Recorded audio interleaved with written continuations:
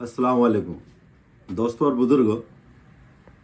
मुस्लिम ईदगाह कब्रिस्तान ट्रस्ट का election declare हुआ, वो ख़बर मैंने भी अखबार में पढ़ी और उसके बाद 2-3 दिन से सोशल मीडिया पे अलग अलग सवाल चल रहे, अलग अलग लोगों की भावनाएं सामने आ रही है। मैं चाहता हूं कि एज ए जनरल सेक्रेटरी मुस्लिम ईदगाह कब्रिस्तान ट्रस्ट का कुछ चीज़ें मैं ऐलानिया तौर पे जो डॉक्यूमेंट्री एविडेंस के साथ आपको बता दूं, ताकि किसी के दिल में कोई गलतफहमी ना रहे। और ये खास इंटरव्यू मैं इसलिए आज सबके सामने ब्रॉडकास्ट कर रहा हूं कि ना मैं किसी पर ये टिक्का टिप्पणी कर रहा हूं, ना किसी के खिलाफ निगेटिव बोल रहा हूं। जो हकीकत है वो हकीकत आप सब लोगों के सामने आना चाहिए, इसलिए ये इंटरव्यू है। बराए करम इसको कोई निगेटिव ना ले, क्योंकि हम सबको अल्लाह देख रहा है और नीयतों को जानने वाला सिर्फ वही है।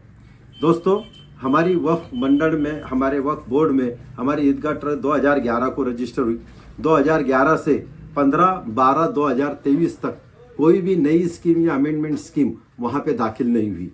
और यहाँ तक कि 2018 से 2023 का जब इलेक्शन डिक्लेयर हुआ 15 साल के बाद, तो उस वक्त इलेक्शन पर स्टे लाने के लिए पूरी कोशिश की गई और उस पर स्टे लाया गया, जो कि संचिका क्रमांक 70/255/2018 31 अगस्त 2018 को वो स्टे लाया गया। लेकिन फिर भी हमने in the interest of Waqf, in the interest of Eidgah, in the interest of public, हमने उस स्टे को रिसीव ना करते हुए हमने बाकायदा इलेक्शन लिया और अल्हम्दुलिल्लाह वो 2018 से 2023 तक वो बॉडी ने पूरे 5 साल अपने कामों को अंजाम दिया। दोस्तों, अब आइए हमारे दस्तूर की तरफ, कि जो हमारा दस्तूर है, जो हमारी स्कीम है, जो 97 में चैरिटी कमिश्नर की तरफ मंजूर हुई है हमारी स्कीम, उसके तहत जो घटना का हमारे स्कीम का एक्ट नंबर 11 है, जो 11 में क्लियर कट लिखा दिया है कि constitution of the board of trustee, यानी ये बोर्ड कैसे स्थापन होगा, कैसे बनेगा, उसमें क्लियर कट लिखा है कि जहां तक हो सके हर मुस्लिम एरिया मोहल्ले को इसमें प्रतिनिधित्व देना चाहिए और वो ट्रस्ट में होना ही चाहिए। यानी शाल ये वर्ड यूज किया गया, यानी 11 के तहत बोर्ड ऑफ ट्रस्ट बताया गया। 13 के तहत जनरल बॉडी में सभी सभासद शामिल होंगे, जैसा कि अभी जो मेंबर साजी चालू है, ये सब जनरल बॉडी के मेंबर रहेंगे, जो पिछले वक्त 2018 में 800 से 850 तक लोग बने थे। दूसरा, हमारे दस्तूर का 13 का बी ये बताता है कि यही जनरल बॉडी पूरे ट्रस्ट की सुप्रीमो रहेंगी। यानी ट्रस्ट जो है 15 लोगों का वो एक कार्यकारिणी है, लेकिन उनकी सबकी बॉस जो रहेगी वो जनरल बॉडी रहेगी और जनरल बॉडी का हर एक फैसला बोर्ड ऑफ ट्रस्ट को मानना ही पड़ेगा। 13 सी हमारे को ये बता रहा है कि कोई भी मर्द मुस्लिम जलगांव शहर के एरिया के अंदर रहता हो वो इस ट्रस्ट का मेंबर बन सकता है। आप ख्याल रखो, बोर्ड ऑफ ट्रस्ट अलग है और ट्रस्ट का मेंबर अलग है। बोर्ड ऑफ ट्रस्ट यानी 15 मोहल्ले में से जो चुने जाएंगे वो बोर्ड ऑफ ट्रस्ट रहेगा और ट्रस्ट का मेंबर पूरे जलगांव शहर में से 250 रुपये भर के बन सकता है, वो ये रहेंगे। यानी अब ये बात बिल्कुल क्लियर है कि जलगांव मनपा की हद में जो भी मुस्लिम रहता है वो मेंबर बन सकता है। दूसरा, हमारा एक्ट 9 का 5 ये बताता है हमारी स्कीम का कि बोर्ड ऑफ ट्रस्टी ये जलगांव शहर के पिछले 10 साल में रहना वाला होना चाहिए। यानी ये भी बात क्लियर कर लो कि मेंबर के लिए 10 साल कंपलसरी नहीं है। बोर्ड ऑफ ट्रस्टी जो बनेगा वो 10 साल से जलगांव शहर का रहने वाला हो, जो बोर्ड ऑफ ट्रस्टी के लिए वार्ड डिक्लेयर करेंगे वो। अब आइए कि 1997 में 15 वार्डों रचना के हिसाब से 2023 में हमने कितने वार्ड बनाए। अभी कायदे के तहत जनरल बॉडी सुप्रीमो हो, इसलिए हमने 11/9/2022 को एजीएम ली। उसमें हमने नई स्कीम और नए वार्ड रचना सामने रखे, उसमें कुछ सुझाव आए और वो सुझाव के तहत वो मंजूर किया गया।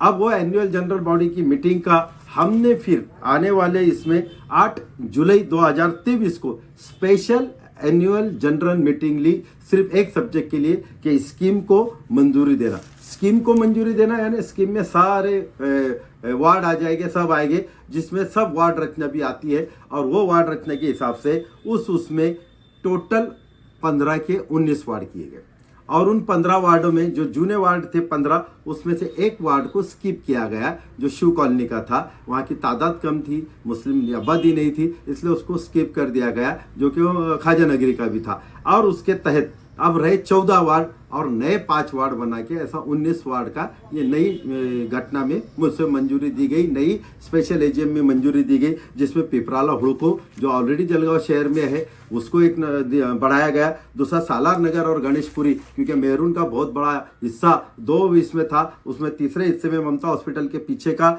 और दोनों बाजू का परिसर और डॉक्टर जाकिर हुसैन को ऐड करके सालार नगर ऐड कर दिया गया। तीसरा हमने उस्मानिया पार्क, क्योंकि उस्मानिया मस्जिद और मस्जिद आयशा से लेके रास्ते के बीच जो खत फैक्ट्री को जाता है उसके बीच का पूरा एरिया हाईवे तक के वो जो डावे बाजू का था वो ले लिया। और चौथा हमने बनाया हुड़को शिवाजी नगर, जो उमर कॉलोनी मस्जिद पहला जो बनाया उस्मानिया मस्जिद आईवाई पार्क से लेके खत फैक्ट्री की तरफ जाने वाला, और दूसरा जो बनाया वो हुड़को शिवाजी नगर उमर कॉलोनी मस्जिद आयशा बरकती चौक, यानी खत फैक्ट्री की तरफ जाने वाला लेकिन रास्ते के बीच के दावे बाजू का। पहला जो बना वो सीधे बाजू का बना। और 5वां वार्ड बनाया हमने सुप्रीम कॉलोनी, उसको लगकर जो भी MIDC के एरिया में हमारे मुस्लिम नौजवान रहते हैं उनको। इस तरह एजीएम और स्पेशल एजीएम ने इन सभी वार्डों को बाकायदा मान्यता दी। उस वक्त किसी हमारे मैनेजिंग डायरेक्टर ने या किसी सभासद ने इस पे कोई ऑब्जेक्शन नहीं लिया, और अल्हम्दुलिल्लाह वो बाकायदा दूसरे तीसरे दिन दिव्य मराठी, लोकमत, लोकसत्ता, उर्दू मीडिया में यही हेडिंग में आया कि वार्ड रचना को मंजूरी, नई स्कीम को मंजूरी, और यही गया। अब ये सब स्कीम तैयार करके पूरी क्या पूरी इसको टाइप करना, उसमें चेक करना, ड्राफ्टिंग करना, ये हमने सदर साहब को पेश कर दी। सदर साहब की तरफ वो 2 महीने तक रही। सदर साहब ने कितनों को बताया कितनों को नहीं बताया वो मुझे नहीं पता, लेकिन फिर उन्होंने कहा कि ठीक है फारूक, इसको भेज देने का, ये ड्राफ्ट फाइनल कर लो। फिर मैंने वो ड्राफ्ट फाइनल करा स्कीम का, और उनके पास हमारे सब डायरेक्टर के सिग्नेचर और फोटो के लिए उनके पास रखा। वो 1 महीने से नहीं दे पा रहे थे, इसलिए मैंने उनको 2-3 बार रोका कि अपने को वक्फ बोर्ड में लेट हो रहा है, अपने को सबमिट करना है, ताकि नया इलेक्शन जो 2023 का सितंबर से डिक्लेयर होगा वो अपने को शुरू करना है। लेकिन न जाने उन्होंने वो आखिर तक नहीं दिया। फिर 9 तारीख को वक्फ से एक क्यूरी भी थी शपथ पत्र के साथ तय करना।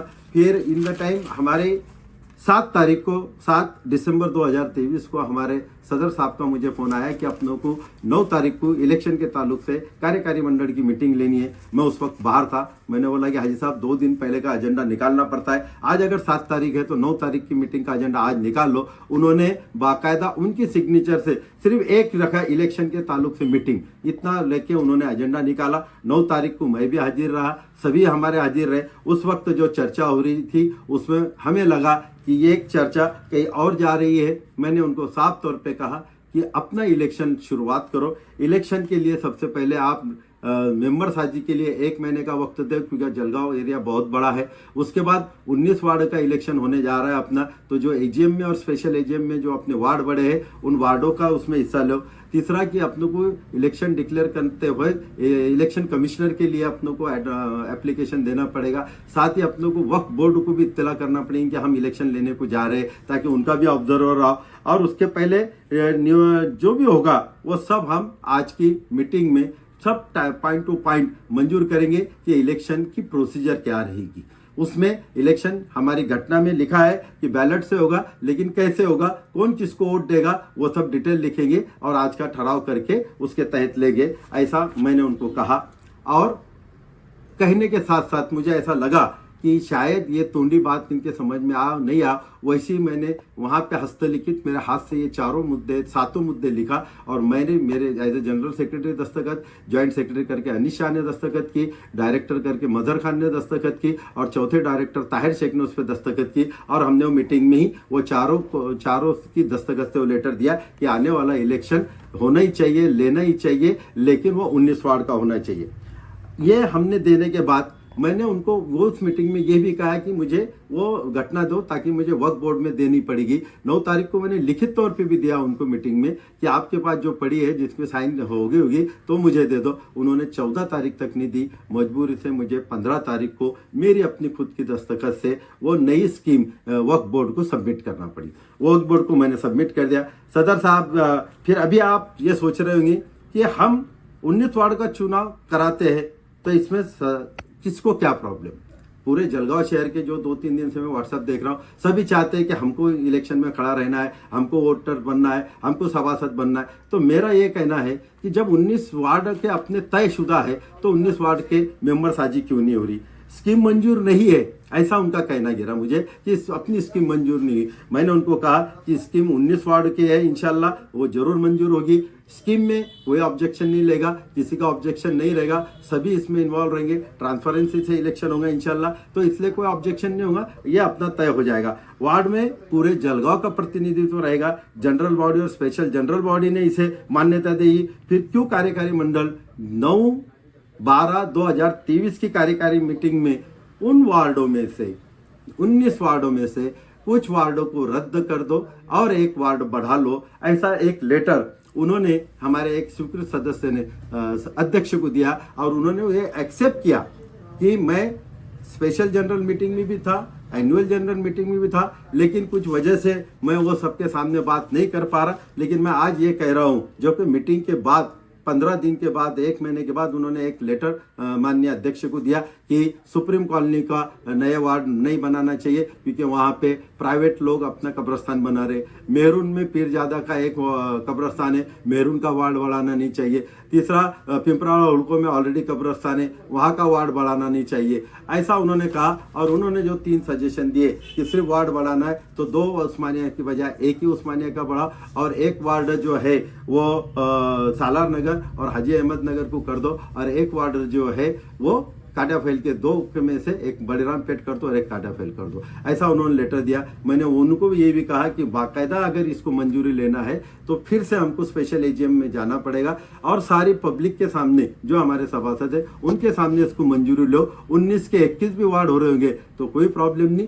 ज्यादा से ज्यादा ट्रांसपेरेंसी रखो, ज्यादा से ज्यादा लोगों को इन्वॉल्व करो, ज्यादा से ज्यादा लोगों के हाथ में आओ, क्योंकि ऐसे भी जलगांव शहर में कोई दूसरे इदारों में हमारे लोगों को कोई जगह नहीं है, उनको मेंबर साजी नहीं है, उनको पदाधिकारी नहीं है। यही एक जगह है जहाँ वह अपना मेंबर बन सकता है, अपना चुनाव लड़ सकता है। इसलिए मैं आज भी जाके माननीय अध्यक्ष को फिर मैंने आज एक लेटर दिया हूँ कि आपको मुद्देबाना गुजारिश कर रहा हूँ कि आप जो पब्लिक की भावना है, लोगों की भावना है, जो एनुअल जनरल मीटिंग और स्पेशल जनरल मीटिंग में रेजोल्यूशन पास हुआ है उसके तहत सभी को मेंबरशिप दो, घटना के तहत सभी को मेंबरशिप दो और बोर्ड ऑफ ट्रस्ट 19 वार्डों में से लो। ऐसा मैंने आज भी उनको आज 8 तारीख की सुबह फिर जाके लेटर दिया हूँ और उनसे मुद्देबाना गुजारिश किया हूँ कि इलेक्शन होना जरूरी है, नई वार्ड रचना होना जरूरी है। अब लेकिन ये नहीं कर रहे। मैं आपको आज ये सब बातें क्लियर कराना चाह रहा हूँ कि मैं फिर आपको अल्लाह का वास्ता दे रहा हूँ और मैनेजमेंट को भी दे रहा हूँ, खास करके सदर को, कि बराए करम कुछ